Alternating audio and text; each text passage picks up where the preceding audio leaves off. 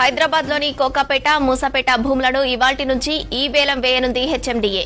కోకాపేటలో 29 ఎకరాలు, మూసాపేట దగ్గర ఉన్న 16 ఎకరాల భూములను వేలం వేసేందుకు సిద్దమైంది హెచ్ఎండిఏ.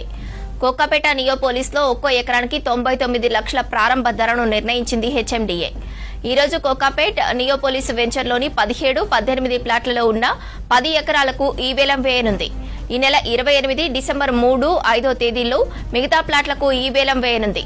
కోకాపేట నియోపోలిస్ ప్లాట్లకు ఎకరానికి 99 కోట్లు, కోకాపేట గోల్డెన్ మైల్ ప్లాట్లకు 70 కోట్లు, మూసాపేట ప్లాట్లకు 75 కోట్ల చొప్పున ప్రారంభ ధరను నిర్ణయించింది.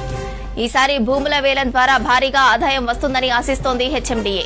ఇప్పటికే నిర్వహించిన ప్రీ బిడ్ సమావేశానికి భారీగా హాజరయ్యారు రియల్ ఎస్టేట్ డెవలపర్ సంస్థ ప్రతినిధులు. హైదరాబాద్లోని కోకాపేట, మూసాపేట భూములను ఇవాల్టి నుంచి ఈ వేలం వేయనుంది హెచ్ఎండిఏ.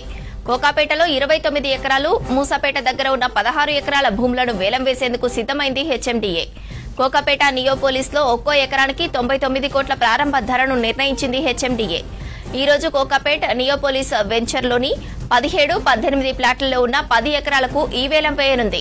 ఈ నెల 28 డిసెంబర్ 3, 5 తేదీల్లో మిగతా ప్లాట్లకు ఈ వేలం వేయనుంది.